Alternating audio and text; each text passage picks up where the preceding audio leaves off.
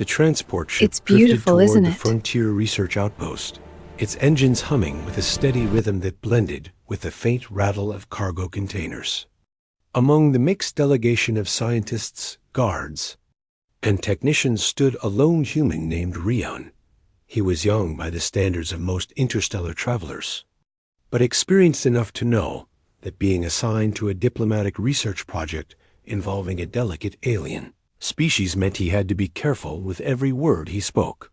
The species in question, the Larithi, valued precision, composure, and balance.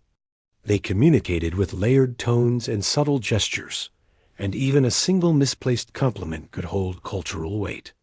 Rian had spent the entire flight repeating phrases in their language, while checking the posture guidelines stored in his datapad. He told himself again and again that he must not speak casually. He must not improvise. He must not guess at meanings. One mistake could be misunderstood as an oath, a bond, or a challenge. He understood this better than most. The Larithi were known for their discipline, their tall and graceful forms, their faint radiant skin patterns, and their intense emotional frameworks hidden under calm exteriors. Even the Academy instructors had warned him never to use aesthetic comments during interspecies exchanges. Compliments among the Larithi could be interpreted as intentions. Intentions could be interpreted as commitments. Commitments could be interpreted as promises. Rian intended no such thing. He only wanted to do his job. The outpost came into view beyond the window, a silver structure rising out of a bluish plain atop the Larithi homeworld. The sky faded from deep cobalt at the horizon to soft lavender overhead. The landscape was calm, glowing with bioluminescent plants that waved in the breeze like threads of light.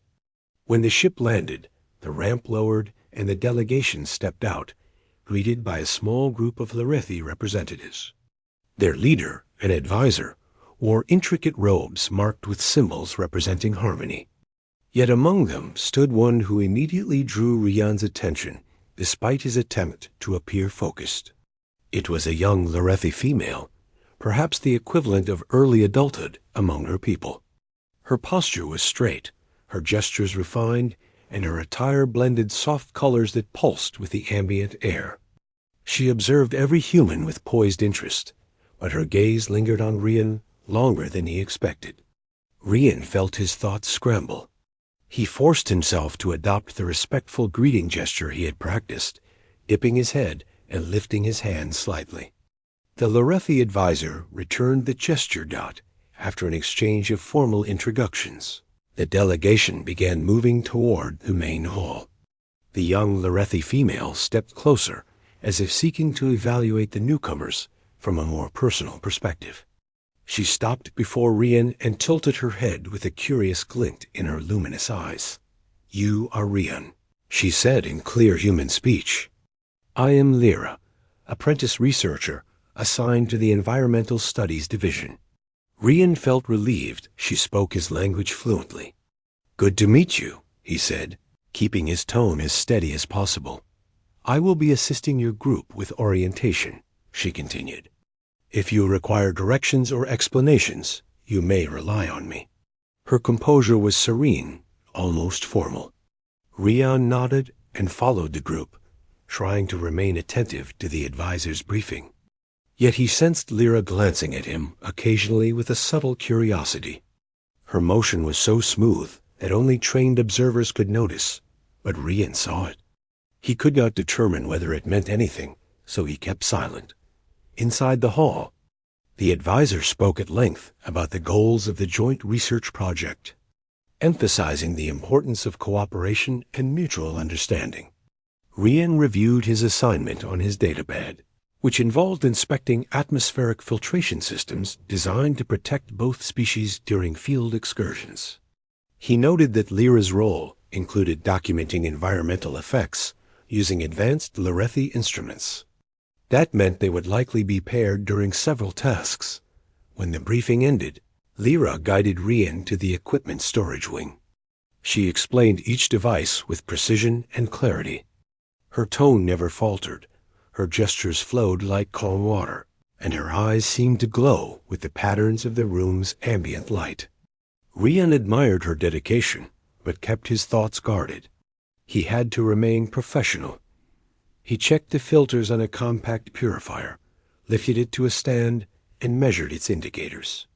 Lyra stood beside him, watching his movements carefully.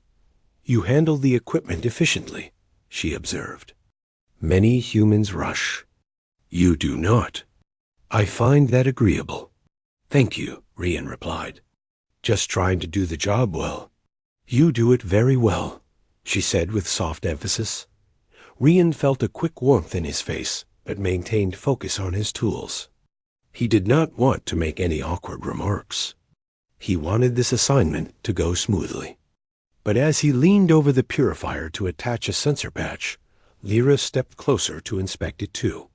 The gentle luminescence from her skin reflected on the metallic surface, casting ripples of colored light. Rian looked up without thinking, and accidentally let his thoughts slip into words. "You look beautiful in that light." The words left his mouth with no pause, no filter, no consideration for cultural consequences. The moment they escaped, he froze. Lyra froze too. Her eyes widened.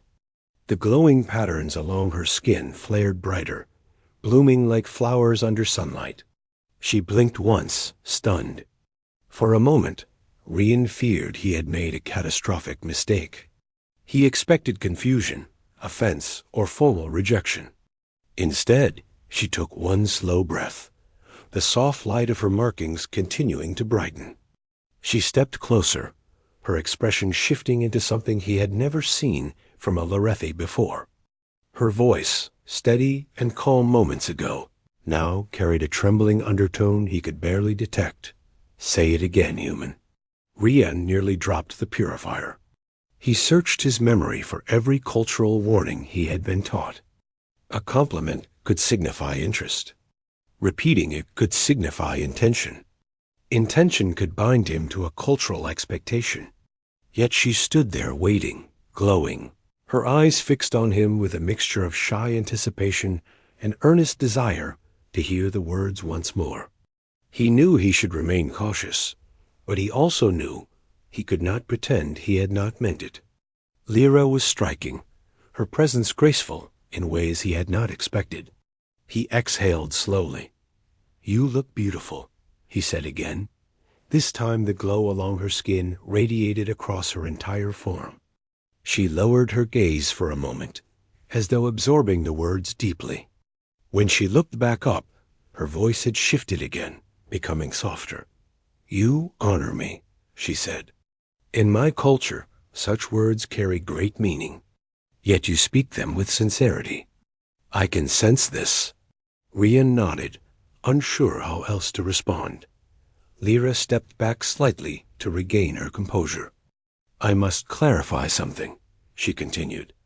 "Among my people, to accept a compliment of beauty from a human is considered an opening to deeper recognition. It is not a trivial remark." "I didn't mean to disrespect anything," Rian said. "I'm sorry if I misunderstood the context." "You did not disrespect," she said. "Your words were spontaneous and unforced. That makes them genuine. Genuine words hold weight. They are valued." Rian let out the breath he had been holding. Lyra motioned for him to follow as she led him through the corridor toward the field preparation bay. She walked slower than before, as if adjusting her pace to match his. Perhaps it was intentional. As they reached the bay, Lyra handed him a field visor and demonstrated how light frequencies were interpreted through Lorethi perception lenses. She spoke with renewed energy, her voice as controlled as always, but now tinged with the faint Wong tone that had appeared after his compliment. During their field excursion the next morning, they traveled across the luminous plains in a hover transport. The early sunlight shimmered across the ground, awakening patterns in the plants that responded to motion. Lyra observed everything with meticulous interest, while Rian adjusted atmospheric samples. When he reached for a sensor rod, Lyra placed her hand over his unintentionally. They both paused. She quickly withdrew her hand, her glow intensifying again. "Apologies," she said. "Your movement matched my own. It was unexpected." "It's fine," Rian said. "No problem." During the inspection, an unexpected shift in wind patterns caused a brief surge of particulate matter from a brittle ridge nearby. Rian activated the purifier, but the surge came faster than predicted. Lyra stepped back, shielding her instruments. Rian moved instinctively, placing himself between her and the incoming cloud. The purifier absorbed most of it, but the force of the gust pushed him slightly off balance. Lyra reached out, steadying him with both hands. Her grip was firm, her glow bright with alarm. "You placed yourself before the hazard," she said. "That was not required. Yet you chose to." "It just felt right," he replied. Lyra's expression softened in a way he had not seen before.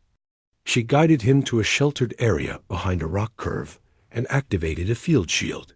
For several minutes they waited as the wind settled. She examined the purifier, then turned her attention back to Rian. "You continue to act with sincerity," she said. "This is rare. Many speak politely, but act with distance. You speak honestly and act with intention." Rian tried to laugh, but the wind stung his eyes. "I'm just trying to help." "You are more than that," she said.